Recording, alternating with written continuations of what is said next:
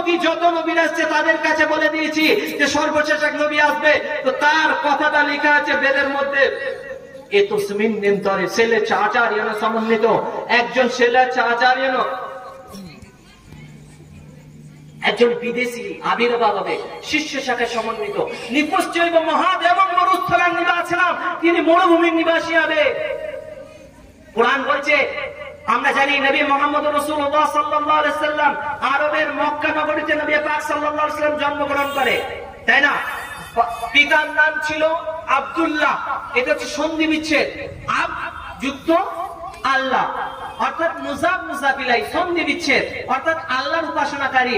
আর মায়ের নাম ছিল আমিনা, আমান ধাতু, অর্থাৎ শান্তিময়ী মাতা, তাই না? আর আরব দেশকে বলা হয় যেখানে জন্মগ্রহণ করছে সেটা হচ্ছে মক্কা। কোরআন শরীফ পারা নম্বর 30 সূরা 3 এর মধ্যে বলছেন হাযাল বালাদুল আমিন, এই মক্কার জন্য বলা হচ্ছে এটা শান্তিময় জায়গা, এই কথাটা মনে রাখবেন। তো কোরআনের মধ্যে বলছে দশম শুক্ল পক্ষ মাধব নসি মাধবম সুমতং বিষ্ণু জসদ সঙ্গল ক্রিয়া প্রাদুর্ভাবম। 10 আর 2 কত তারিখ? 10 আর 2 কত তারিখ? 12 তারিখ। চাঁদের দুটো পক্ষ, শুক্লপক্ষ আর কৃষ্ণপক্ষ। প্রথম 15 দিনটা হচ্ছে শুক্লপক্ষ, আর তারপরের 15 দিনটা হচ্ছে কৃষ্ণপক্ষ। চাঁদের যে আমরা তারিখ গুনি, তারিখ গুনার পদ্ধতি এটা নয়। হুজুর বসে আছেন, আরবি তারিখ গুনার পদ্ধতি হচ্ছে 1 2 3 4 5 করে 15 গেল, 15 পড়া বলা হবে আর 12 দিন বাকি, আর 10 দিন বাকি। এটা হচ্ছে কৃষ্ণপক্ষের তারিখ, আগেও এরকম ভাবে গোনা হতো। তো প্রথম পক্ষের 12 তারিখ জন্ম কোথায় হবে? দশম শুক্ল পক্ষ মাধব মাসি মাধবম, মাধব মাস, শুক্ল পক্ষের মাধব মাস, অর্থাৎ রবি শেষের সময়, রবিউল আউয়াল, মাধব মাসি মাধবম। সুমতং, মায়ের নাম হবে সুমতং, সুমিতা। বিষ্ণু যশস, পিতার নাম হবে বিষ্ণু যশস, বিষ্ণুর উপাসনাকারী। সম্বল গৃহে প্রাদুর্ভাবম, শান্তিময় জায়গায় আসবে। আপনি বলবেন, সে ব্রাহ্মণ বলছে যে আচ্ছা তাহলে আপনি তো বলবেন যে হুজুর তাহলে আমাদের ধর্মগ্রন্থ যা আছে তো একই হলো, আপনারা আবার বলছেন কেন যে আল্লাহ এক? আমি বলছি কোরআন খুলে দেখুন, কোরআনের মধ্যে লেখা আছে একম ব্রহ্মা দ্বিতীয় নাস্তে নেহন নাস্তে কিঞ্চিৎ, সৃষ্টিকর্তা এক, দ্বিতীয় নয়, আদেও নয়, কখনো নয়, ন তস্য প্রতিমা অস্তি, সৃষ্টিকর্তার কোন আকার আকৃতি রূপ নাই, তদ্রূপ মনাময়ম, তিনি নিরাকার এবং নিরোগ। এবং আপনাদের যে ওই মন্ত্র, ওই মন্ত্রের মধ্যে বলা হচ্ছে লা ইলাহা হরদিপাপম, ইলহার আশ্রয় ছাড়া পাপ মুক্তির কোনো উপায় নাই। ইল্লা ইলহা পরম পদম, ইলহার আশ্রয় হচ্ছে প্রকৃত আশ্রয়। জন্ম বৈকুণ্ঠে অপরিণতি, বৈকুণ্ঠে জান্নাতে বা স্বর্গে যদি কেউ জান্নাতে লাভের আশার আগে জপি নাম মুহাম্মাদান, তার রাস্তা অবলম্বন করতে হবে মুহাম্মদ সাল্লাল্লাহু আলাইহি সাল্লাম। তো সুতরাং যে ভাই আমি বলছিলাম যে আল্লাহর সাথে কারো শরীক চলবে না। পেছনে ফিরে আসুন, কোরআন শরীফের মধ্যে সূরা আল ইমরান আল্লাহ বললেন কুনতুম খায়রা উম্মাতিন তুখরিজাত লিন-নাস তা'মুরুনা বিল মা'রুফ ওয়া তানহাউনা আনিল মুনকার। যে কথা বলতে গিয়ে আমি জুলমের কথা বলেছিলাম, আল্লাহ তাবারক ওয়া তাআলা আমাদেরকে অর্ডার করলেন যে বুকে হাত রেখে বেঁধে বসে থাকলে হবে না, বা চুপচাপ হাত পেছনে রাখলেও চলবে না, বা চুপচাপ ঘরে ঘুমালেও চলবে না। আল্লাহ আমাদের জিম্মাদারি দিলেন কুনতুম খায়রা উম্মাতিন উখরিজাত লিন-নাস, কাজ নাম্বার 1 তা'মুরুনা বিল মা'রুফ, সৎ কাজের আদেশ করো, সৎ কাজের আদেশ করো। বাচ্চা ছেলে পড়ছে না, পড়তে পাঠাও। কোরআন শরীফ জানে না, কোরআন শরীফ শেখাও। আরবি পড়তে জানে না, আরবি পড়া শেখাও। স্কুলে পড়তে জানে না, স্কুলে পড়া শেখাও। বড় আফসোস লাগে, সামনে আল আলম মিশন আছে মুর্শিদাবাদে, এই বিলিতে মিশনের অভাব নাই। এদিকে পিস একাডেমি আছে, আর অনেক মিশন আছে, কিন্তু তবুও মূর্খ থাকবে মুর্শিদাবাদের লোক। মারছে মুসলমান, মরছে মুসলমান, এখনো ঝাল বড়া খাওয়ার লোক হবে, পার্টির পতাকা ধরার লোক হবে। যে মুসলমান পতাকা গোষ্ঠী গোটা ভারতে আলোড়ন সৃষ্টি করছে শিক্ষার জায়গায়, সেখানে আজ এক শ্রেণীর মুসলমান যারা নিরক্ষর হবে, আজ এক শ্রেণীর মুসলমান, আমার মায়েদেরকে লক্ষ্য করে বলছি, যারা পাটের বিনানি পতাকা করে দেয় 70 টাকা পাটের বিনানির জন্য ছেলের পড়া কামাই করবে, বাহানা মারছে। স্কুল থেকে বলছে না দুদিন শরীর খারাপ, কেন? কারণ এখন 70 টাকা পাওয়া যাচ্ছে পাটের বিনানি করতে। কষ্ট লাগে। অশিক্ষিত জাতি যখন থাকবে আর সরকারের রাস্তায় চিল্লে চিল্লে যদি চিৎকার করেন আমাদেরকে চাকরি দাও, এখন সেই দাতা কেউ নাই যে আপনার পায়ের দরজায় এসে বলবে লেন আপনার চাকরিটা দেওয়া হলো। এখন চাকরি কেউ দেবে না, নিজের যোগ্যতা তৈরি করে চাকরি ছিনিয়ে নেন। সম্ভবত এই বছর আমার জানা মতে আলহামদুলিল্লাহ আপনাদের আল আলম মিশন থেকে 2 জন মানে মেডিকেলে চান্স পেয়েছে, তাই না? এটা এনাদের পরিশ্রম। যদি এই পরিশ্রম এই আল আলম মিশন না থাকতো এই ছেলেগুলো পড়তে যেত না। ওই বর্ধমান মামুনে যাবে বা সবাই খলতপুরে গিয়ে আলামিন মিশনে যাবে, এটা সম্ভব নয়। অনুরূপ ভাবে কাল কিয়ামতের ময়দানে যখন আপনি এক কাতারে দাঁড়িয়ে থাকবেন, যেখানে কোরআন জাননেওয়ালারা দাঁড়িয়ে থাকবে, যেখানে আল্লাহ বলবে যে তোমরা পড়ো আর চড়ো, যেখানে আল্লাহ তাবারাক ওয়া তাআলা বললেন খায়রুকুম মান তাআল্লামাল কুরআন ওয়া আল্লামা, তোমাদের মধ্যে সর্বশ্রেষ্ঠ সে যে কোরআন শেখে এবং শিক্ষা দেয়। যেখানে নবী পাক সাল্লাল্লাহু আলাইহি ওয়াসাল্লাম বললেন মান সালাকা তারিকান ফিল ইলম, যে ব্যক্তি দুনিয়ায় ইলম শিখার জন্য যে রাস্তা অবতীর্ণ করে তার জন্য নবী পাক সাল্লাল্লাহু আলাইহি ওয়াসাল্লাম বললেন সাহাল্লাহু ইলাল জান্নাহ, নবী পাক সাল্লাল্লাহু আলাইহি ওয়াসাল্লাম তার জন্য জান্নাতের রাস্তা সহজ করে দেয়। যে নবী পাক সাল্লাল্লাহু আলাইহি ওয়াসাল্লাম বললেন তালাবুল ইলমি ফরিজাতুন আলা কুল্লি মুসলিমিন, প্রত্যেক মুসলমানের জন্য জ্ঞান অর্জন করা ফরজ। বুকে হাত দিয়ে বলুন সত্যি কি আপনি শিক্ষিত? ডিগ্রিধারী বলিনি, একটু আগে হুজুর কথা রেখেছিলেন, মারা গেছেন, 1 সেকেন্ড ভাবুন চোখ বন্ধ করে যে আপনি পৃথিবীতে নাই, পৃথিবী আপনার জন্য রুপে যাবে? যাবে না। আপনি যে বাড়িটা কোটি টাকা দিয়ে তৈরি করেছেন সেই বাড়িটা আপনার জন্য কি ভেঙে ফেলা হবে? ভেঙে ফেলা হবে না, বরং আপনি যে লাখ টাকা দিয়ে বিছানা কিনেছেন, খাট কিনেছেন, সুন্দর বাড়ি তৈরি করেছেন, আপনার রূপ বেরোনোর সঙ্গে সঙ্গে আপনার পরনের বস্ত্রটা খুলে নিয়ে কোন একটা ফালতু কাপড়, যে কাপড়টা ঘরে কেউ ব্যবহার কম করে, সেই কাপড় দিয়ে আপনাকে ঢেকে দেওয়া হবে। আপনি বাইরে একা থাকতে পারেন না, শিশিরে আপনার শরীর খারাপ হয়ে যায়, আপনাকে বাড়ির বারান্দায় বার করে দেওয়া হবে। আপনি যখন মারা যাচ্ছেন আপনার জন্য আহা বললে বলা অনেক থাকবে, আপনার জন্য নেকি পাঠানোর লোক কেউ থাকবে না। আপনি যখন দুনিয়া থেকে বিদায় নিচ্ছেন আপনার আটটিয়ার গাড়িটা বাড়ির বারান্দায় দাঁড় করা গেছে, তবুও আপনাকে সেই কাঠের বা স্টিলের খাটিয়ে করে শুয়ে নিয়ে যাওয়া হবে। আপনি গদি ছাড়া ঘুমোতে পারেন না, সেই চালি দেওয়া স্টিলের খাটে আপনাকে শোয়ানো হবে। আপনি আপনার গোসলের জন্য গিজার লাগিয়ে রেখেছেন, আপনি আপনার গোসলের জন্য ঘরে টাইলস লাগিয়ে রেখেছেন, আপনি গোসলের জন্য ফোয়ারা লাগিয়ে রেখেছেন, কিন্তু আপনাকে কালো পর্দায় ঘিরে মসজিদে স্টিলের খাটিয়াটাতে অল্প কিছু পানি দিয়ে গোসল করে দেওয়া হবে। শেখপাড়া বাজার থেকে কাফন নিয়ে আসা হবে, আপনি দামি সাবান ছাড়া ব্যবহার করেন না, কাফনে দেখা যাবে 10 টাকার লাইফ বয় আপনার জন্য এসছে, সেই লাইফ বয় সাবানটাকে আর্ধেক কেটে আপনাকে গোসল দেবে, আর্ধেক হাত ধোয়ার জন্য রেখে দেবে। কিসের অহংকার? একটুখানি ভাবুন দেখিনি পৃথিবীতে আপনি নেই। চোখটা বন্ধ করে দেখুন, আজ থেকে 100 বছর আগে আমরা কেউ ছিলাম না, 100 বছর পরে কেউ থাকবো না। এখানে যতজনা বসে আছেন নিজের দাদার নাম সবাই জানেন, আশা করি। দাদার বাপের নাম 2-4 জনা জানেন, আর দাদার দাদার নাম সবাই জানেন। কে জানেন হাত তুলুন তো, আপনার দাদার দাদার নাম কি ছিল? দাদার দাদার নাম কি ছিল? আজ যার বাড়িতে আপনি আছেন, যার সম্পত্তি নিয়ে আপনি খাচ্ছেন, যেটা দিয়ে ফুটুনি করছেন, নিজেকে দেওবন্দি, বেরেলি, আহলে হাদিস, জামাত ইসলামী বলে গর্ব করে মারপিট করছেন, দাঙ্গা করছেন, বিসর্জনের মতন করে রোড অবরোধ করছেন, যেখানে নবী পাক সাল্লাল্লাহু আলাইহি ওয়াসাল্লাম বললেন রাস্তা থেকে কষ্টদায়ক বস্তু সরিয়ে দাও, মিছিল করে রোড জাম করছেন, যেখানে মানুষের গাড়ি দাঁড় করে পয়সা নিচ্ছেন, সেই পয়সা আপনার থাকবে না। আপনার নাম লেনেওয়ালা 2122 সালে কেউ থাকবে না। আপনি যে বাড়িটা করেছিলেন সেই বাড়িটাও চূর্ণ বিচূর্ণ হয়ে ভুতুড়ে হাভেলিতে পরিবর্তন হবে, না হলে সেই বাড়িটার চিহ্ন পর্যন্ত থাকবে না।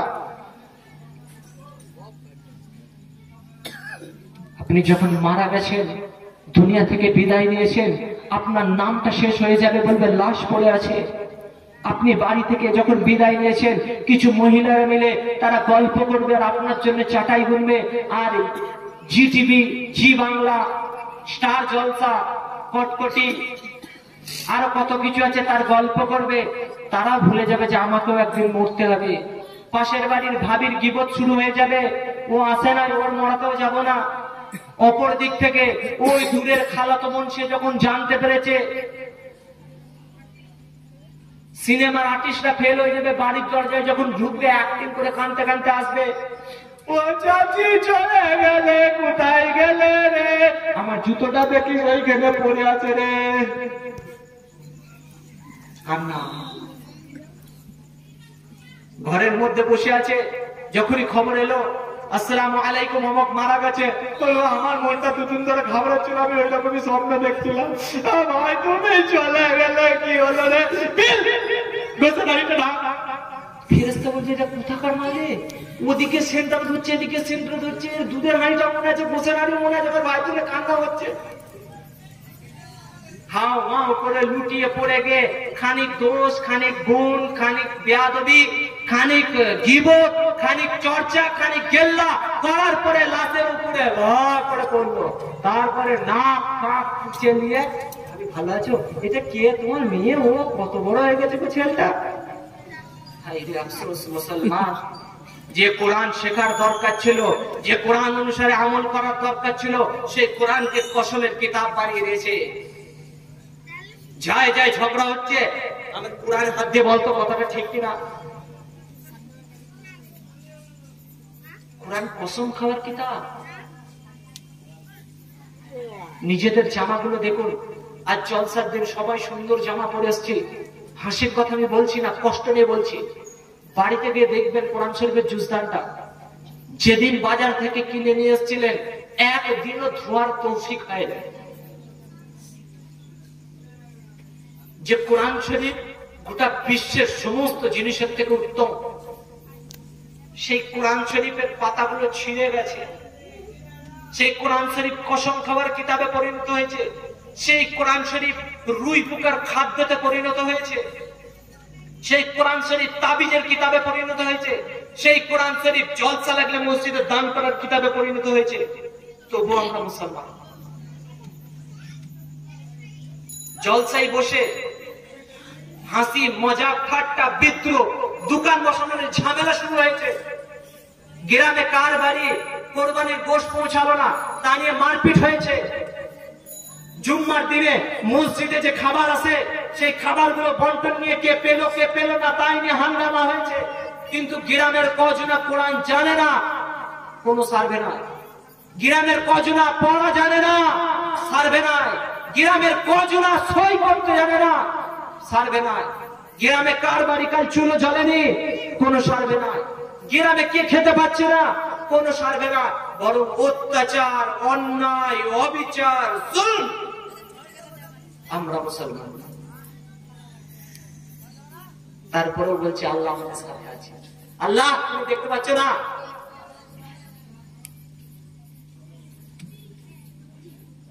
কষ্ট লাগে, আল্লাহকে লোক দেখাচ্ছে।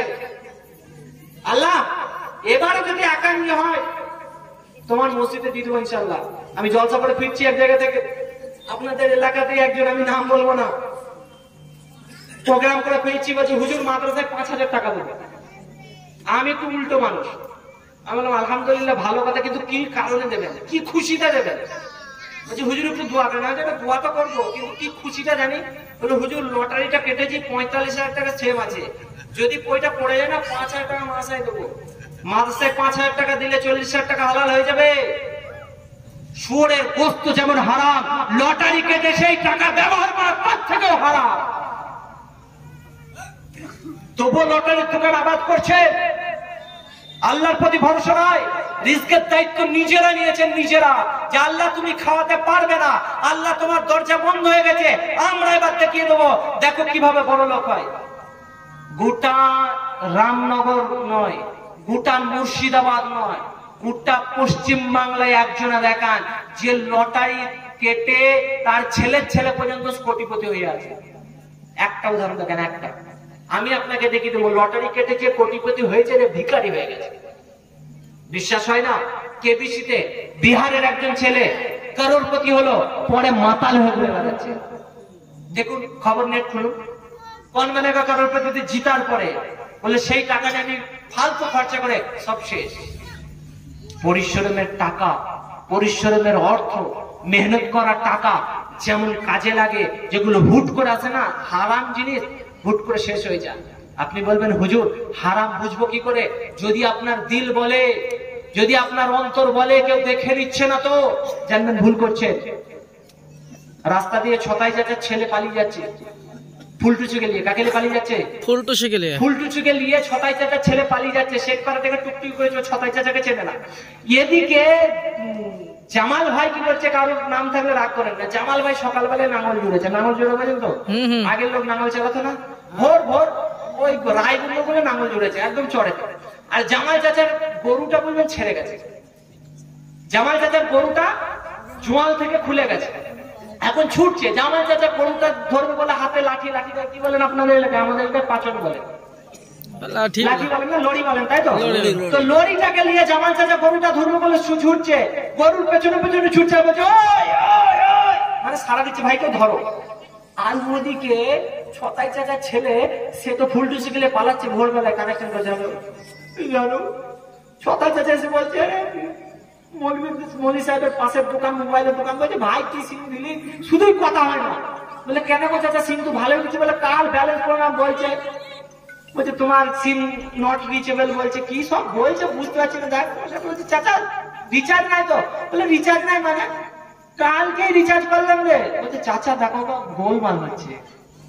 গোলমাল কি? সেই স্কুলে পড়েছিলাম, নয়ন ভাসিয়া যায় দু চোখের জলে, তাই না? ওখানে লেখা আছে কপল ভাসিয়া যায় দু চোখের জলে। ছাত্ররা জিজ্ঞেস করছে স্যার কপল মানে কি?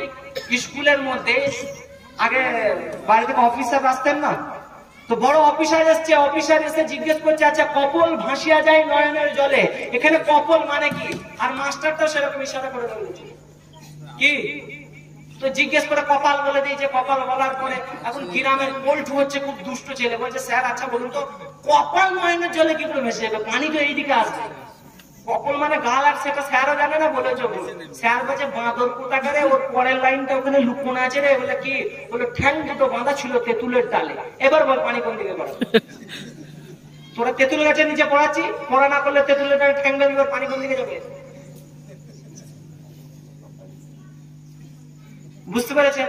তো এরকম ভাবে এখন রিচার্জ করেছে, রিচার্জে কিনে থাকছে না, ব্যালেন্স থাকছে না, ফোন হচ্ছে না, বলছে বাড়ি থেকে দেখুন না গোলমাল হচ্ছে। বাড়ি থেকে বলছে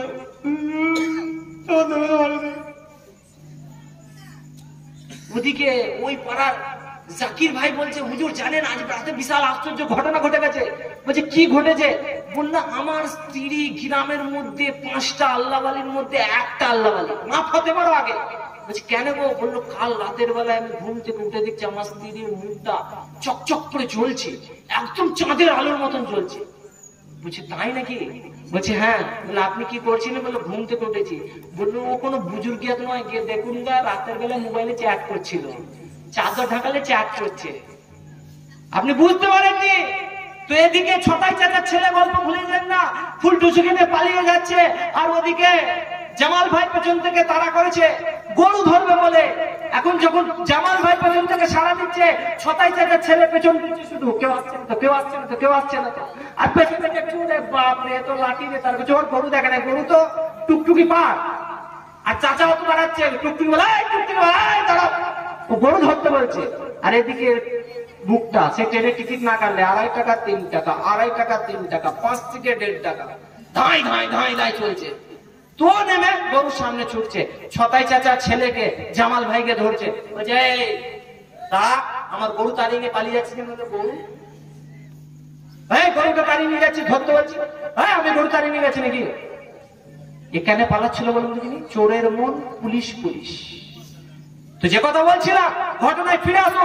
যখন কোন আপনি গুনাহ করছেন, যে গুনাহ করার ফলে আপনার দিলটা বলছে কেউ দেখে নিচ্ছে না তো, লোকে কি বলবে, লোকে জানলে কি বলবে, জানবেন আপনি গুনাহ করছেন, জানবেন আপনি অন্যায় করছেন, জানবেন আপনি আল্লাহর অবাধ্যতা করছেন। কারণ যে আল্লাহ আমাকে বা আপনাকে নিয়ে কোরআন শরীফের মধ্যে গোটা বিশ্ববাসীকে জানিয়ে দিলেন, সমস্ত ফেরেশতাদেরকে জানিয়ে দিলেন, যে ফেরেশতারা 24 ঘন্টা নয় যবে থেকে সৃষ্টি করেছে তবে থেকে সেজদায় পড়েছে, সেই ফেরেশতাদেরকে শুনিয়ে দিলে। যখন আল্লাহ তাবারক ওয়া তাআলাকে ফেরেশতারা চ্যালেঞ্জ করলো, যে আল্লাহ আমরা তো তোমার ইবাদতের জন্য যথেষ্ট ছিলাম, ও আল্লাহ তোমার গুণগানের জন্য তো আমরা যথেষ্ট ছিলাম, এদেরকে কেন তৈরি করলেন? সেদিন আল্লাহ তাবারক ওয়া তাআলা বলে দিলেন আমি যা জানি তোমরা তা জানো না। সেই কোরআন শরীফের মধ্যে আল্লাহ তাবারক ওয়া তাআলা বললেন ওয়া খালাকতুল জিন্না ওয়াল ইনসা ইল্লা লিয়াবুদুন, আমি মানুষ এবং জিনকে সৃষ্টি করেছি ইবাদতের জন্য। যে আল্লাহ আমার এবং আপনাকে ইবাদতের জন্য সৃষ্টি করলো, যে আল্লাহ আমাকে এবং আপনাকে কুল কায়নাতের মধ্যে সর্বশ্রেষ্ঠ মাখলুকাত সৃষ্টি করলেন, যে আল্লাহ আমাকে এবং আপনাকে আল্লাহর কথা মেনে চলার জন্য সৃষ্টি করলেন, সেই আল্লাহর অবাধ্যতা করব? আর হুজুরদেরকে জিজ্ঞেস করো, হুজুর এটা জায়েজ না নাজায়েজ? আপনি জানেন না যেটা নাজায়েজ কাজ করছে? আপনি জানেন না যে প্রতিবেশীকে কষ্ট দিতে নাই? আপনি জানেন না যে প্রতিবেশীর দিকে যে আপনি আঙুল তুলছেন, আঙুলটা তোলার আগে আপনার আঙুল তোলাটা বৈধ কি না বৈধ আপনি জিজ্ঞেস করুন। আপনি দুতলা বাড়ির মালিক হতে পারেন, আপনি কোটিপতি হতে পারেন, প্রতিবেশীর দিকে আপনি জানলা খুলেছেন, সেই জানলার কারণে প্রতিবেশীর বেপরদিকে হচ্ছে, আপনি এটা জুলুম করছেন না? নবী পাক সাল্লাল্লাহু আলাইহি সাল্লাম একদিন একটা জায়গা থেকে অতিবাহিত হচ্ছেন, মার রাসূলুল্লাহ সাল্লাল্লাহু আলাইহি সাল্লাম হযরত আবু হুরায়রা রাদিয়াল্লাহু তাআলা আনহু থেকে বর্ণিত, উনি বলছেন নবী পাক সাল্লাল্লাহু আলাইহি সাল্লাম বললেন, ওয়াল্লাহি লা ইউমিনু, ওয়াল্লাহি লা ইউমিনু, ওয়াল্লাহি লা ইউমিনু। জিজ্ঞেস করলেন, নবী পাক সাল্লাল্লাহু আলাইহি সাল্লাম বললেন, খোদার কসম সেই ব্যক্তি মুমিন নয়, খোদার কসম সেই ব্যক্তি মুমিন নয়, খোদার কসম সেই ব্যক্তি মুমিন নয়। সাহাবীরা জিজ্ঞেস করলেন, কি লা মানে ইয়া রাসূলুল্লাহ, কি এমন ব্যক্তি যে মুমিন নয়? বললেন, আল্লাযী লা ইয়ামানু জারহু বাওয়াইকাহু, যার অনিষ্ট থেকে, যার ক্ষতি থেকে, যার কষ্ট থেকে তার প্রতিবেশী রক্ষা পায় না, সেই ব্যক্তি কামিল মুমিন নয়। বুকে হাত দিয়ে বলুন, কি আছে আপনার? কি নিয়ে আখিরাতের জন্য যাবেন? বহরমপুর যাওয়ার জন্য পকেটে মোবাইল, এটিএম কার্ড, সাথে পয়সা নিয়ে বহরমপুর যান, তাই না? আমাকে একটা গল্প বলার আমার অনুরোধ করেছে আপনাদের এলাকায়। বহরমপুর যাচ্ছেন, যাওয়ার সময় আপনি বহরমপুর বাজারে কিছু কিনতে যাচ্ছেন, কোন কাজ বলার সময় আমরা সুবহানাল্লাহ বলি, আলহামদুলিল্লাহ বলি, মাশাআল্লাহ বলি, ইনশাআল্লাহ বলি। কখন কোনটা বলতে হয়? কোন সুসংবাদ শুনলে সুবহানাল্লাহ বলতে হয়। আমাদের মায়েদের একটা শিকায়ত, মায়েরা শুনুন, কান খুলে শুনুন বাচ্চাদের ব্যাপারে, যে হুজুর ছেলেটা খুব কাঁদছে, নজর লেগে গেছে। সত্যি কি নজর লাগে? সত্যি কি নজর বলে কিছু আছে? না।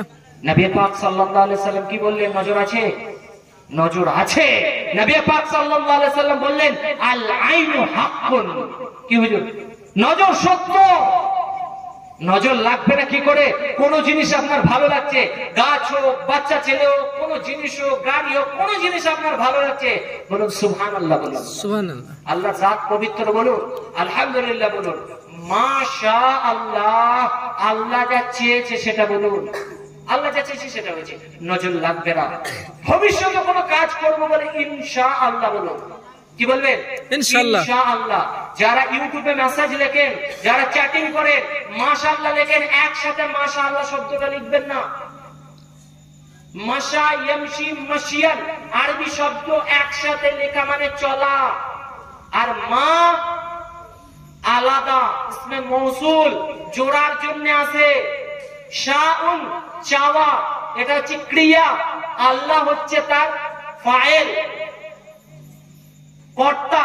তো মা শাহ আল্লাহ, যখন ইংলিশে লিখবেন এম এ মা, এস এইচ এ শাহ, মাঝে একটা করে পেজ দেবেন, তারপর আল্লাহ মানে আল্লাহ যা চেয়েছে। আর যখন একসাথে মাশাআল্লাহ লিখবেন, একটা শব্দে একটা বাক্যে যখন মাশাআল্লাহ লিখবেন লেখাতে, তার মানে হচ্ছে চলা, আল্লাহ চলা।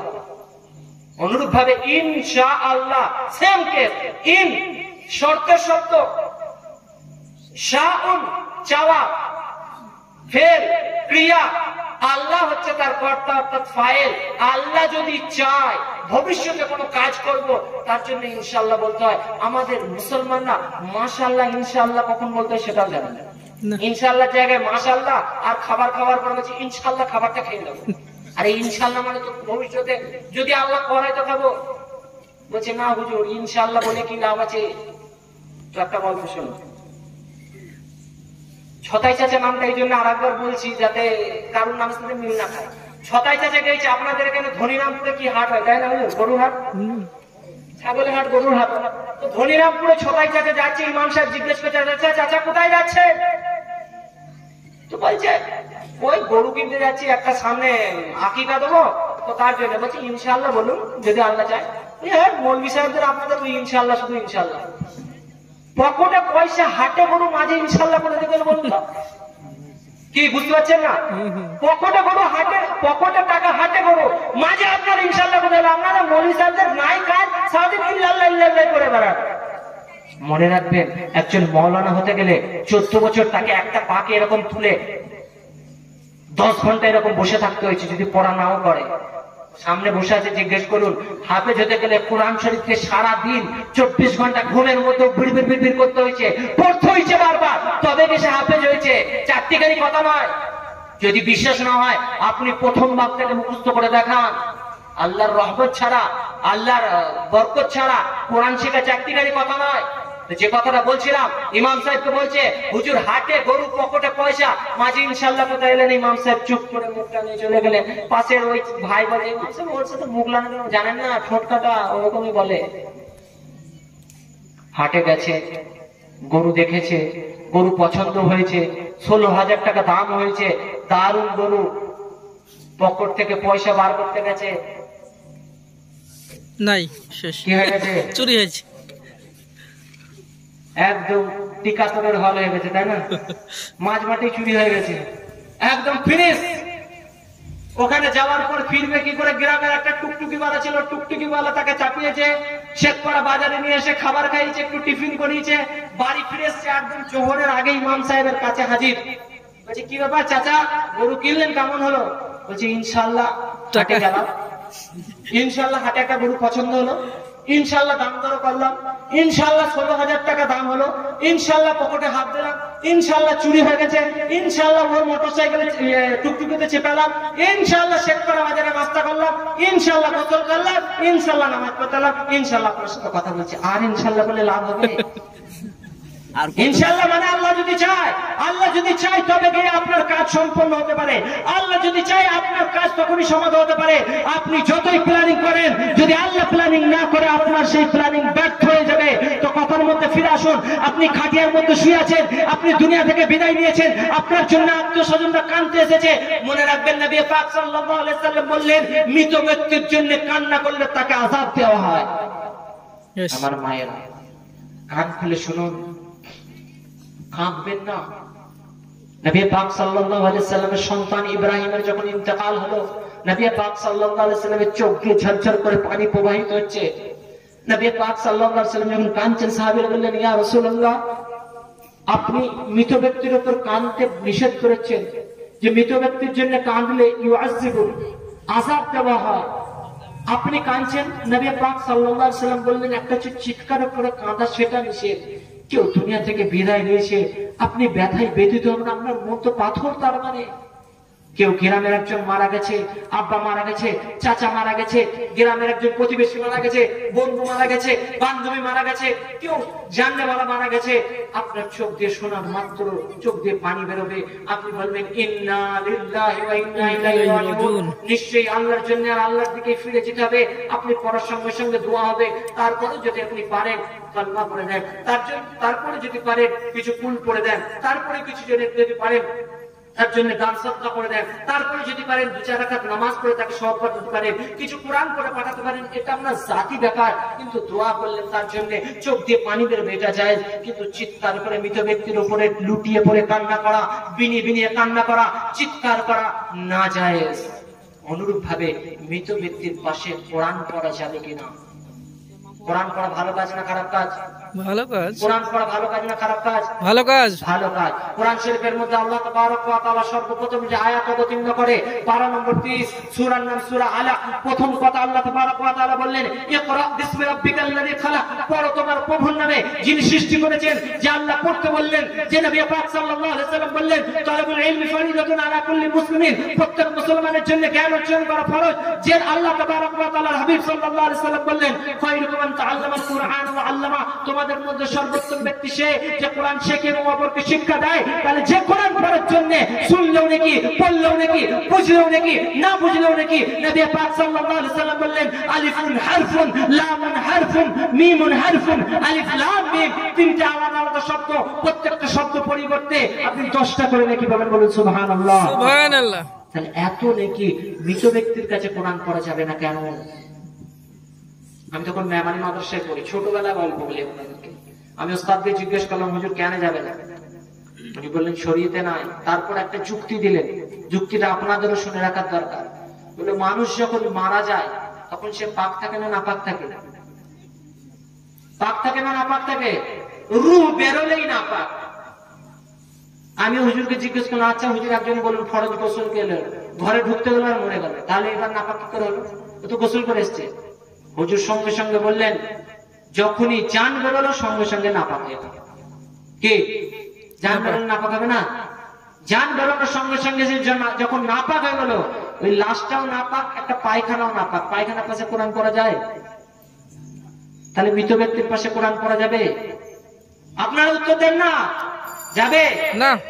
কিন্তু এর মানে এটা নয় যে মৃত ব্যক্তির জন্য কোরআন পড়া যাবে না। দুটো জিনিস আলাদা বুঝুন। মৃত ব্যক্তির পাশে কোরআন পড়া, কি বুঝলেন? যাবে না? যাবে না? যাবে না। যাবে না। মৃত ব্যক্তির জন্য কোরআন পড়া যাবে। সেটা কোথায়? পাশে নয়, পাশের কামরায় করুন, মসজিদে করুন, ওই বাড়িতে করুন। কিন্তু বড় আফসোস লাগে, মৃত ব্যক্তির পাশে কোরআন পড়ার দায়িত্ব নিয়েছে আমাদের বোনেরা। কারা দায়িত্ব নিয়েছে? বোনেরা, আর মারা, খালারা। সেদিন এমন নিচে আমার একটা মেয়ে হয়, কেমন করছে দেখছো? হাই রে আফসোস, মেয়েদের আওয়াজ যদি জায়েজ হতো লোকের সামনে চিৎকার করা, তাহলে মসজিদে আজানটা মেয়েদেরকে দেওয়া হতো। ইমাম সাহেবকে কাল বলতাম ফুলটুসি ফুলটুসি বলবেন, আজান ফজরে দেখবেন জায়গা হচ্ছে না। কি মেয়েদের আওয়াজ যদি আওয়াজের মধ্যে পর্দা না হতো, তাহলে আজানের দায়িত্ব মেয়েদেরকে দেওয়া হতো। মেয়েরা কোথাও আজান দেয় না।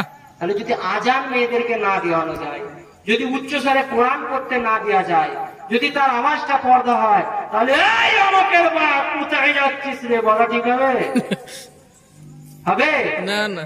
বলছে এক গ্লাস পানি দাও, ওখানে আছে বেড়ে দাও।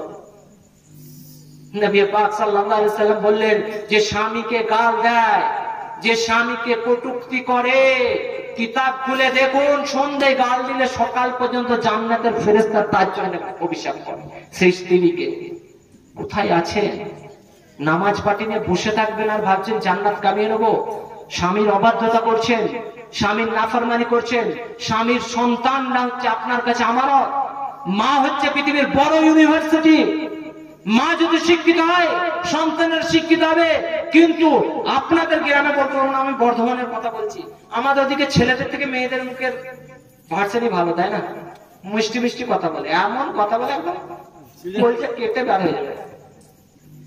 হুজুর পাশে বসে আছে, কাফিয়া কিতাবে এবং শারে জামির মধ্যে একটা আশার লেখা আছে, যারা হাতান সিনাদিল আলিম আছে না হুজুর, যে কিছু কিছু আঘাত আছে, যে আঘাত ছুরি কাঁচি ধারালো অস্ত্রের আঘাত তার ক্ষত মিটে যায়, কিন্তু মুখের আঘাত মিটবে? এমন কথা বলবে না। আপনি যে খাটে শুয়ে আছেন, ও আমার ছেলেরা এত বোকা কেন হচ্ছেন, শ্বশুর বাড়ি খাট নিয়ে আসছেন, সেই খাটে যখনই রাতের বেলায় শোবেন, আমার বাপের খাট, গেট আউট, গেট আউট। সেদিন শওকত সাহেবের বক্তব্য শুনছিলাম। শওকত সাহেব বলছেন যে সব থেকে আশ্চর্য ঘটনা, মোবাইল খুলছি, মোবাইলে রেকর্ডিং চালিয়েছি, ফোন করছি, আর আমাদের বচ্চন বাবু বলছে 2 গজ কি দূরি মার্ক সে, কি বলে 2 গজ কে দূরি মার্ক সে জরুরি। তো শওকত সাহেব বলছিলেন, আমার স্ত্রীর নাম আসমা, উনি খুব বলেন, বলছে আমি এটা শোনার পরে রাতের বেলা আসমার মাকে বলছি গেট আউট। ওনার মেয়ের নাম আসমা। আসমার মাকে কি বলছি? বলছে আমার খাটে তো 2 গজের বেশি লম্বা নয়, খাট কত 6 বা 7 তাই না? তো বলছে 2 গজ কি দূরি মার্ক সে জরুরি। আপনি যখন খাটের মধ্যে লম্বা ঠ্যাং করবেন, তো স্ত্রীকে তো নিচে শুতে হবে, কারণ সরকার কতটা দূরত্ব করতে বলেছে? 2 গজ দূরত্ব করতে বলেছে। তো আমাদের ছেলেদেরও দোষ কম নয়। সকালবেলায় মাঠ থেকে ফিরে আসার পরে দুম দারাক্কা মার দিচ্ছেন। কাকে মারছেন? নবী পাক সাল্লাল্লাহু আলাইহি সাল্লাম বললেন মেয়েদের জন্য, হুন্না নাকাতাতুল আকল, তারা হচ্ছে অর্ধেক জ্ঞান সম্পন্ন। হাদিসের মধ্যে আসছেন যে মেয়েরা হচ্ছে বাঁ দিকের পাঁজরের হাড় থেকে তৈরি। ইনসালুহা কাসরা, যদি সেটাকে ঠিক করতে যাও, সোজা করতে যাও, ভেঙে যাবে। পাঁজরের হাড় যেমন বেঁকা, সেই বেঁকাটাকে সোজা করতে গেলে কি হয়ে যাবে? সেটা ভেঙে যাবে। অন্য জায়গায় নবী পাক সাল্লাল্লাহু আলাইহি সাল্লাম বললেন, হুন্না নাকাতাতুল আকল, তারা হচ্ছে অর্ধেক জ্ঞান সম্পন্ন। তারপরে কি বললেন? লিলুবির রাজুলিল হাজিম, কিন্তু আচ্ছা আচ্ছা জ্ঞানীদেরকে ঘোল খাইয়ে দেয়। আচ্ছা আচ্ছা জ্ঞানীদেরকে একদম ঘোল খাইয়ে দেয়। তো সেই জন্য আমার ভাইরা, নবী পাক সাল্লাল্লাহু আলাইহি সাল্লাম যে ইসলাম দিলেন, সেই ইসলাম শুধুমাত্র মসজিদের 4 দেওয়ালের নাম নয়। সেই ইসলাম নাম পূর্ণাঙ্গ জীবন ব্যবস্থা, সেই ইসলাম নাম কোরআন হাদিসকে মেনে চলার নাম ইসলাম, সেই ইসলাম নাম আপনার জন্ম থেকে মৃত্যু পর্যন্ত শরীয়তের প্রত্যেকটা বিধান পালন করার নাম হচ্ছে ইসলাম। সেই ইসলাম নাম যেখানে নবী পাক সাল্লাল্লাহু আলাইহি সাল্লাম বললেন আল কাইয়িসু মান দানা নাফসু আমিলা লিমা বা'দাল মাউত, প্রকৃতপক্ষে জ্ঞানী ব্যক্তি সে যে মৃত্যুর পরের জীবনের জন্য উপার্জন করে। এখন আমার মায়েদের প্রশ্ন, আচ্ছা হুজুর একটা প্রশ্ন বলুন তো, মৃত ব্যক্তির পাশে কোরআন পড়লাম না, যদি অন্য ঘরে গিয়ে কোরআন পড়ে জায়েজ? জায়েজ। এখানে আমি আর একটা প্রসঙ্গ ছেড়ে কথা বলে দিই, যেহেতু আপনাদের নাইট মাদ্রাসার জন্যই জলসা, আমার মা বোনেদের মাসিক কিছুদিন, প্রত্যেক মাসে কিছুদিন নাপাকের সময় আসে। অনেক মা বোনের আছে যারা শিক্ষক পড়ায়, তারা কি কোরআন পড়তে পারবে ওই অবস্থায় নাপাকের দিনে? আম্মা জান আয়েশা সিদ্দিকা রাদিয়াল্লাহু তাআলা আনহাকে মদিনার মহিলারা সেই নাপাক রক্তের কাপড় এনে বলতো যে নবী পাক সাল্লাল্লাহু আলাইহি ওয়াসাল্লাম জিজ্ঞেস করে এটা পাক হয়েছে কিনা। মশলার ব্যাপারে কোনো লজ্জা নাই। সর্বপ্রথম মনে রাখুন, শরীয়তের দুটো মশলা, একটা হচ্ছে হায়েজ, একটা হচ্ছে নিফাস। হায়েজ বলা হয় প্রত্যেক মাসে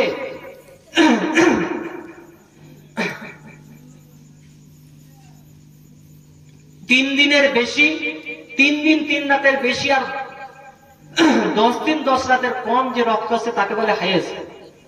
অনেকের মধ্যে একটা ভুল ধারণা আছে যে 7 দিন নাপাক থাকবে বা 10 দিন নাপাক থাকবে। এই মশলাটা একদম ভুল। যার যেটা অভ্যাস, কারোর 5 দিন, কারোর 7 দিন, কারোর 10 দিন, ম্যাক্সিমাম 10 দিন আর মিনিমাম 3 দিন না, 3 দিনের বেশি হতে হবে, 10 দিনের কম হতে হবে, সেই টাইমটাকে হায়েজ বলা হয়। যদি আপনার রক্ত আসা বন্ধ হয়ে গেছে ফজরে আর জোহরের, আপনি দেখছেন জোহর পর্যন্ত রক্ত আসেনি, আপনি কোন নামাজ থেকে কাজা করবেন? হাদিস খুলে দেখুন, নবী পাক সাল্লাল্লাহু আলাইহি ওয়াসাল্লাম বললেন মান আদরাকা রাকাআতাল ফজর ক্বাবলা তুলুইশ শামসি ফাকাদ আদরাকাল ফজরা, যে ব্যক্তি সূর্য উদয় হওয়ার আগে 1 রাকাত টাইম পেল সেই ব্যক্তি ফজরের নামাজ পেয়ে গেল। অর্থাৎ এখানে দুটো মতলব, কোন পুরুষ সে নাবালেগ ছিল, সে নাবালক থাকা অবস্থায় স্বপ্নদোষ হয়েছে, বা কোন মহিলা তার রক্ত বন্ধ হয়েছে এবং যখন রক্ত বন্ধ হওয়ার পরে সে গোসল করে ফজরের সময় যদি বন্ধ হয় সেই টাইমের 1 রাকাত নামাজ পড়তে পারত, এতটুকু টাইম পেয়েছে, তাহলে সেই নামাজটা কাজা পড়তে হবে। এবার ফজর তার বুঝতে পারেনি যে জোহর পর্যন্ত আসবে না, এখন জোহরে দেখছে যে না আজ তো বন্ধ হয়ে গেছে, তাহলে কি জোহরের নামাজটা কাজা পড়বে না ফজরও পড়তে হবে? তো মসলা হচ্ছে, যদি ফজরে যখন বন্ধ হয়েছে তারপর থেকে সে গোসল করে কমসে কম 1 রাকাত ফজরের ওয়াক্তে পেত, এতটুকু টাইম পেয়েছে। বা কোন পুরুষ সে ঘুম ভাঙার পরে দেখছে স্বপ্নদোষ হয়েছে, নাবালক ছিল সাবালক হয়েছে, ঘুম ভাঙার পরে দেখছে যে না আমি গোসল করে ফজরের ওয়াক্তে 1 রাকাত আর সূর্য উঠার পরে 1 রাকাত হবে, তাহলে তো নামাজটা হবে না, তাহলে ফজরটা কাজা করতে হবে। এই মশলাটা শোনার পরে দ্বিতীয় যে মশলা, নাপাকির অবস্থায় কোরআন পড়া যাবে কিনা? উত্তর, নাপাকি অবস্থায় কোরআন পড়া যাবে না। যদি আপনি শিক্ষক হন, কোরআনী দোয়া পড়তে পারেন, যেমন রব্বানা আতিনা ফিদ দুনিয়া হাসানা ফিল আখিরাতি হাসানা ওয়া কিনা আযাবান নার। কোরআনের যে কোনো আয়াতকে দোয়া হিসাবে পড়তে পারেন, কোরআনের তেলাওয়াত হিসাবে পড়া যাবে না। কিন্তু যদি আপনি শিক্ষিকা হন, তাহলে সেই ক্ষেত্রে আপনার মসলা পুরো আয়াত পড়া যাবে না, কেটে কেটে পড়বেন। যেমন শুনুন, এই ডিস্টার্ব করেন না, যেমন কেটে কেটে পড়বেন। দেখুন, আল হাম দু, কাউকে পড়াচ্ছেন, আপনার বাচ্চা আছে, দিন মাসে 10 দিন কামা হয়ে যাবে তার টিউশন, তো সেই জন্য কেটে কেটে পড়াতে পারেন। তো যাই হোক, মশলা পেরিয়ে গেল। কোরআন শরীফের মধ্যে আসুন, যে আয়াতটা আমি পড়েছি, নবী পাক সাল্লাল্লাহু আলাইহি ওয়াসাল্লাম বললেন তা'মুরুনা বিল মা'রুফ, প্রথম কাজ হচ্ছে তোমার যে তুমি সৎ কাজের আদেশ করো। দ্বিতীয় কাজ হচ্ছে তানহাউনা আনিল মুনকার, অসৎ কাজ থেকে বিরত রাখো। কেউ কোনো গুনাহ করছে, সে গুনাহ থেকে তাকে বাধা দেন। কেউ অন্যায় করছে, সে অন্যায়কে বাধা দেন। কেউ নামাজ পড়ছে না, তাকে নামাজের দিকে ডাকুন, এটা হচ্ছে সৎ কাজের আদেশ। কেউ চুরি করছে, তাকে চুরি থেকে রুকুন। অনুরূপ ভাবে মাঠে গেছেন, কেউ ঘাই কেটে নিচ্ছে, আল কেটে নিচ্ছে, আল কাটা বোঝেন তো? আপনি জমিতে পানি হয়েছে, এদিকে ছটাই চাচাকে আপনার জমি থেকে ওর জমিতে তলা দিয়ে লাঠি দিয়ে পারাপার করে দিচ্ছে। কি বলে আপনাদের এলাকায়? আমাদের এলাকায় ঘোপ করা বলে, আপনাদের এলাকায় কি বলে? মানে আলের পারাপার করে দিয়েছে, যে ওইখানে নিয়ত বেঁধেছে, সূরা বাকারা। আপনি পুরো জমি চারদিকে খুঁজছেন পানি কোন দিকে গেল, আর ওইখানে যতক্ষণ না ওর জমি হচ্ছে ততক্ষণ নামাজ হবে না। বলুন এটা নিয়ে কাজ চলবে? চলবে না। লোকের জমির পাশ দিয়ে পেরিয়ে যাচ্ছে, তুলে মূলো নিয়ে খেতে খেতে যাওয়া, এটাও চলবে না। পাশের জমিতে কলার কাঁদি হয়েছে, পড়ে গেছে, তার কলা পড়ে থাকবে, আপনি ভালো কাজ করতে চাইলে তাকে খবর দেন, তার কলা আরে তোমার তো নষ্ট হয়ে যাচ্ছিল, আমি দুটো ভেঙে খাইছি। চলবে? চলবে না। আপনাদের এখানে কলা পাতা বিক্রি হয়, লোকের গাছ থেকে কলা পাতা কেটে ছাগলকে খাওয়ানো, সেটাও জুলুম। লোকের গাছ থেকে আপনি আপনাদের এখানে কাঁঠাল পাতা বিক্রি হয়, হয় না হুজুর? কাঁঠাল পাতা ভেঙে তাকে না বলে খাওয়ানো, এটাও হচ্ছে গুনার কাজ। লাস্ট কাজ কি বললেন? মরিচ জমি থেকে মরিচ তুলে খাচ্ছে, চলবে? চলবে না। একাঙ্গি জমি থেকে খানিক খানিক একাঙ্গি তুলে নিয়ে আসছে, পাশের বাড়ির জমিতে যদি ওল লাগাই, বাড়িতে ওল কখনো কামাই নাই, তোমার জমি থেকে তুলেছি, দেখতে গেছিলে? আল্লাহ বলছে কি ভাবছেন হুজুর আমরা চালাক নাই? ছটাই চাচা মারা গেছে, যখন মরে যাবে ছেলেদেরকে ডেকে বলছে শোন, আমি তো জীবনে কখনো ভালো কাজ করি নাই, লোকের ডিম চুরি করেছি, লোকের হাঁস চুরি করেছি, লোকের বাঁশ বাগান থেকে বাঁশ কেটে বিক্রি করে দিয়েছি, লোকের গাছের পাতা কেটে বিক্রি করে দিয়েছি, ডাব চুরি, আম চুরি, তেল চুরি, মাছ চুরি, সব আমি করেছি। এমনকি পাশের বাড়ির ভাবিরা জামা কাপড় মিলে দিত, সেটাও চুরি করে নিয়েছি।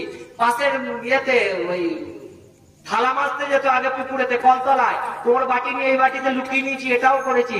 আমার নেকি বলতে কিছু নাই। আমার যে পুরাতন মাচা আছে, গোয়ালে যে বাঁশের মাচাটা আছে, ওই পুরাতন বাঁশগুলো পেরে আমার কবরেতে বাঁশের খাটিয়া করবি, চাকার করে না চাকা। তো ছেলে বলছে আব্বা তোমার 10 বিঘে জমি আছে তোমার নামে, 3টে দোকান শেখপাড়া বাজারেতে, আমরা এত বড় লোক, লোকে কি বলবে? আমি যেটা বলছি সেটা করবি। তো ছোট ছেলে বলছে আব্বা তোমাকে বলতে হবে, তুমি এরকম কাজ করছো কেন, পাগল হয়ে গেছে নাকি? ইমাম সাহেব বলছে হুজুর আব্বার মধ্যে জিন ধরেছে, হাফ হাফ করছে, শুধু হাফ হাফ করছে। বলছে কেন? বলছে ওই ফাটা বাঁশ দিয়ে কবর দিতে চলে। ইমাম সাহেবকে ডেকে নিয়ে এসছে, ইমাম সাহেব জিজ্ঞেস করছে চাচা এরকম করছেন? বলে হুজুর বুঝবেন না, আপনি এসছেন, আপনাকে প্রচুর গাল দিয়েছি, মাফ করে দিয়ে মনে রাখবেন আপনি গুনাহ করছেন, আল্লাহর কাছে তওবা করুন। আল্লাহ তাবারক ওয়া তাআলা তাওয়াবুর রহিম, গফুরুর রহিম, আল্লাহই মাফ করতে পারে, আল্লাহ ছাড়া আমাদের কেউ নাই। এদিকে ছটাই চাচা হাফ হাফ করছে, হাফ হাফ করার সময় ইমাম সাহেবকে বলছে ইমাম সাহেব শুনুন, আমি জীবনে কোনোদিন কোনো ভালো কাজ করিনি। নবী পাক সাল্লাল্লাহু আলাইহি ওয়াসাল্লাম বলেছেন সিবাবুল মুসলিমি ফুসুকুন ওয়া কিতালুহু কুফর, মুসলমানকে গালি দেওয়া গুনাহ, তার সাথে লড়াই করা, তাকে হত্যা করা কুফর বলা হয়েছে, আমি সে কাজও করিনি। আল্লাহ তাবারক ওয়া তাআলা কোরআন শরীফের মধ্যে বলেছেন আস-সারিকু ওয়াস-সারিকাতু ফাকতাউ আইদিয়াহুমা, চোর বেটা ছেলে বা মেয়ে ছেলে তার হাত কেটে দাও, আমি সেই কাজটাও করিনি, আমি লোকের চুরি করেছি। নবী পাক সাল্লাল্লাহু আলাইহি ওয়াসাল্লাম আল্লাহ তাবারক ওয়া তাআলা বললেন লা তাকতুম বা'দুকুম বা'দা, তোমরা একে অপরের গীবত করো না, পরচর্চা পরনিন্দা করো না। মায়ের সাথে জেনা করার থেকেও বেশি গুনাহ, মোরা ভাইয়ের কষ্ট খাওয়ার থেকেও বেশি গুনাহ হচ্ছে গীবত। এমনকি নবী পাক সাল্লাল্লাহু আলাইহি ওয়াসাল্লাম বললেন যে আমার সাহাবীর শোনো, কিয়ামতের ময়দানে এমন কিছু মানুষ হবে যারা পাহাড় পরিমাণ নেকি নিয়ে যাবে, তবুও তারা জাহান্নামে যাবে। পাহাড় পরিমাণ নেকি নিয়ে গিয়েও জাহান্নামে, হ্যাঁ তাহাজ্জুদ গুজার হবে, তবুও তারা জাহান্নামে যাবে। জুম্মার নামাজ, আওয়ামিনের নামাজ, ইশরাকের নামাজ, চাষতের নামাজ বাদ নাই। কেন? ও রাতের বেলায় চুরি করেছে, তাহাজ্জুদে দাঁড়িয়ে গেছে, লোকে যখন তারা মেরেছে নিয়ত দাঁড়িয়ে গেছে, কে ধরবি ধর, চোরটা কোথায় হলো কি যাবি? তখন পাশের বাড়ি পল্টু সাথে গিয়েছিল চোর খুঁজতে, বলছে ও আব্বা এ তো পূব দিকে মুখ করে নামাজ পড়ছে গো। বুঝতে পেরেছেন? এমন কিছু নামাজি থাকে, ইমাম সাহেবের ভুল ধরবে আর সে নিজে নামাজি জানে না, ইমাম সাহেবের কলমা ভুল ধরবে, ইমাম সাহেবের দোয়া ভুল ধরবে, বলবো ওর মতন হলো না, আর নিজের কলমা জানে না। সেই জন্য আপনাদের নাইট মাদ্রাসা করা হয়েছে, আপনি সে কোরআন শিখুন। তো যে কথা বলছিলাম, ছটাই চাচা বলছে যে আমার মরার পরে আমাকে ওই ফাটা বাঁশ দিয়ে কবর দেবে। ইমাম সাহেব যখন জিজ্ঞাসা করলেন যে আচ্ছা এই ব্যাপারটা কেন, বলছে দেখুন হুজুর, আমার থেকে বেশি চালাক কেউ না, গ্রামে ছিল না, মরার পরেও থাকবে না, তো আমি ফেরেশতাদেরকেও ঘোল খাই দেবো। বলছে কি করে? বলছে ফেরেশতারা যখন আসবে আপনারা বলেন, কবরের মধ্যে জিজ্ঞেস করবে মান রব্বুকা মা দীনুকা মান নবিয়ুকা, তোমার রব কে ছিল, তোমার নবীকে, তোমার দিন কি? আমি বলবো খাপা বুঝতে পারছি না, আমার বাঁশ পুরাতন হয়ে গেছে রে, তোরা ভুল জায়গায় চলে আসছিস, বেকার মাল, আমি এখানে কবরে আছি, আমার প্রশ্ন উত্তর সব হয়ে গেছে, বাড়ি যা, অন্য জায়গায় তোদের ডেলিভারি এখানে চলে এসেছিস, ফ্লিপকার্টের ডেলিভারি গোলমাল হয়ে গেছে। আমার বাঁশ কবর দেবে আর ভেঙে পড়বে, আমি আমার বুঝতেই পারবে না। আল্লাহ বুঝতে পারছেন না, সব পাইছি। আল্লাহ জানেন না। কোরআন শরীফ পারা নম্বর 3 সূরা বাকারা আল্লাহ তাবারক ওয়া তাআলা বললেন, যেটা আমরা আয়াতুল কুরসির মধ্যে পড়ি, কোন আল্লাহর আমরা ইবাদত করি, যে আল্লাহ সম্পর্কে কোরআন বলছেন লা তাখুযু সিনাতু ওয়ালা নাওম, যে আল্লাহ নিদ্রাচ্ছন্ন হন না, তন্দ্রাচ্ছন্ন হন না, আল্লাহ ঘুমোনো না, আল্লাহ ঢুলুনিও আসে না, যে আল্লাহ তাবারক ওয়া তাআলা কুল কায়নাতের মালিক, যে আল্লাহ তাবারক ওয়া তাআলা সূরা 30 পারা সূরা ইখলাসের মধ্যে বলেছেন আল্লাহ সমতুল্য কেউ নাই। যে আল্লাহ সম্পর্কে বলছে ইন্নাল্লাহা আলা কুল্লি শাইইন কাদির, যে আল্লাহ সমস্ত জিনিসের ক্ষমতা রাখে, আমরা সেই আল্লাহর ইবাদত করি। যখন আল্লাহ এক, নবী পাক সাল্লাল্লাহু আলাইহি ওয়াসাল্লাম সর্বশেষ নবী, কোরআন যখন এক, সেই কোরআনকে যখন পড়তে আমাদেরকে হবে, মরতে যখন হবে, কোরআন বলছে কুল্লু নাফসিন যায়কাতুল মউত, প্রত্যেককে মৃত্যুর স্বাদ চাখতে হবে। যখন মরতে হবে, পৃথিবী ছাড়তে হবে, নবী পাক সাল্লাল্লাহু আলাইহি ওয়াসাল্লাম বললেন আল কাইয়িসু মান দানা নাফসাহু ওয়া আমিলা লিমা বাদাল মউত, প্রকৃতপক্ষে জ্ঞানী ব্যক্তি সে যে মৃত্যুর পরের জীবনের জন্য উপার্জন করেন।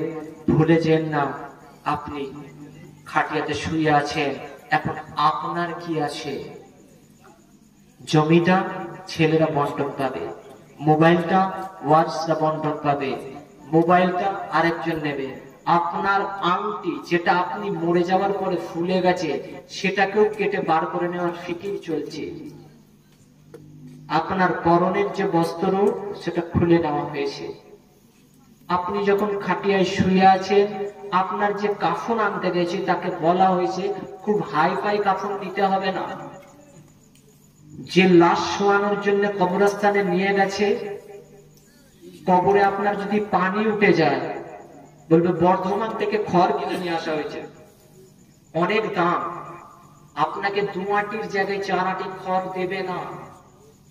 সেই কবরে যখন আপনি শোবেন, ইমাম সাহেব এখানে আছে, আমি ক্ষমা চাইছি, আর আমাকেও যদি বলেন যে দোয়া করে দেন, ইমাম সাহেব জানাজাটা পড়িয়ে দেন, আপনার জন্য আমার সেই চোখের পানিটা বেরোতে পারে না যেটা আপনার সন্তানের বেরোবে, আপনার জন্য আমার সেই কান্নাটা হতে পারে না যেটা আপনার সন্তান আপনার জন্য করবে।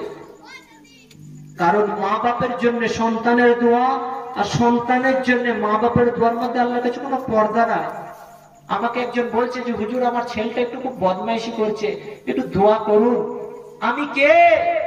আমি সাধারণ একটা মাদ্রাসার শিক্ষক, আমি একজন আলেম, আমি সেই সন্তানের বাপও নয়, ভাইও নয়, মাও নয়। আপনি ছেলেটা বদমাইশি করছেন, কতটা সত্য আমি ভালো জানি না, কিন্তু নেট খুলে দেখুন, কারি সুদাইস কাবা শরীফের ইমাম তার মা তার ছেলের জন্য দোয়া করছে, যখনই কিছু করতে, আল্লাহ আমার ছেলেকে কাবার ইমাম বানিয়ে। আর আপনি বলছেন ওটা মরে না, তোকে সাপে কাটো, চড়ে গিয়ে সাপে কেটে মারা গেল, আপনি বলছেন আল্লাহ তুমি আমাকেই দেখলে, বদবটা আপনি করেছিলেন। গোটা গ্রাম লাঠি নিয়ে ছুটে বেড়াচ্ছেন, অমুকের বাচ্চাকে দেখে নেবো।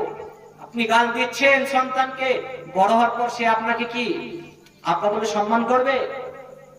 নিজের জবান রক্ষা করেছেন, নিজের পাপের জন্য কোরআন শরীফের মধ্যে আল্লাহ তাবারক ওয়া তাআলা বললেন ওয়ালা তাকুল্লাহুমা উফিন, তোমরা মা বাপকে উফ এই শব্দটা বলো না। হযরত আব্দুল্লাহ ইবনে ওমর রাদিয়াল্লাহু তাআলা বলছেন قال رسول الله صلى الله عليه وسلم رضي ربي في رضي الوالد, আল্লাহর রাজামন্দি, আল্লাহর রাজি খুশি বাপের রাজিতে আছে। সাখাতা রাব্বি ফি সাখাতাল ওয়ালিদি, আর আল্লাহর নারাজগি বাপের নারাজগিতে আছে। নবী পাক সাল্লাল্লাহু আলাইহি সাল্লামের কাছে একজন ব্যক্তি এলেন, قال جاء رسول الله رجل الى رسول الله صلى الله عليه وسلم, এক ব্যক্তি নবী পাক সাল্লাল্লাহু আলাইহি সাল্লামের কাছে আসে এবং বললেন فقال يا رسول الله, এবং জিজ্ঞেস করলেন যে ও আল্লাহর রাসূল আহাক্কা বিহাক্কি সাহাবাতি,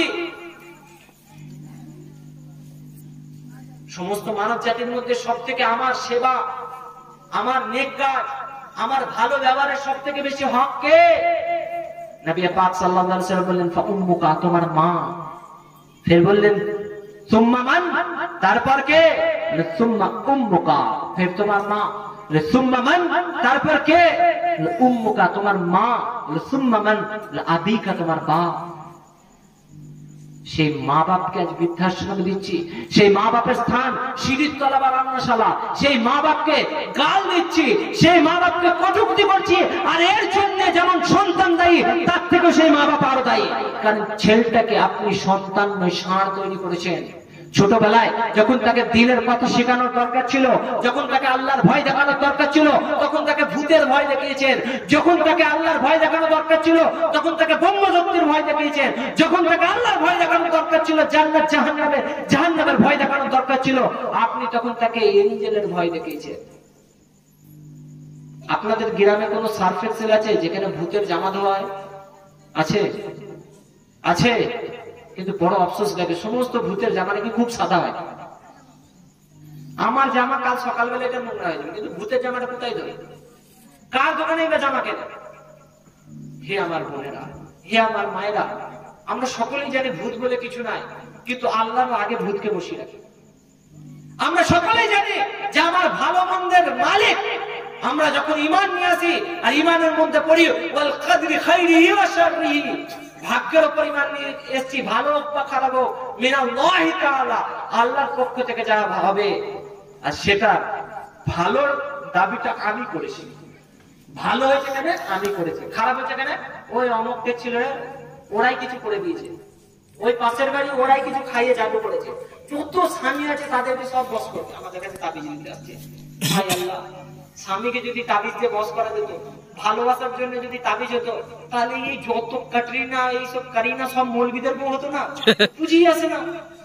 আমরা ছেড়ে দিতাম নাকি? কেউ এখানে যত হুজুরা বসে আছে, যত বিশ্ব সুন্দর যত মৌলবীদের বউ হতো। মুসলমান, কোরআন অনুসারে আমল করার দরকার ছিল, কোরআন অনুসারে ইবাদত করার দরকার ছিল। বাচ্চাকে ভয় দেখান তো আল্লাহর ভয় দেখান, যে তুমি এই কাজটা করেছো তোমার আল্লাহ নারাজ হবে, তুমি আজ কাজ করছো তোমার আল্লাহ নারাজ হয়ে জাহান্নামে দেবে। ভূতের ভয় দেখাচ্ছে, যে ভূতের দৃশ্যটাকে আমাদেরকে আরো পাকাপোক্ত করে আমাদের মোবাইল,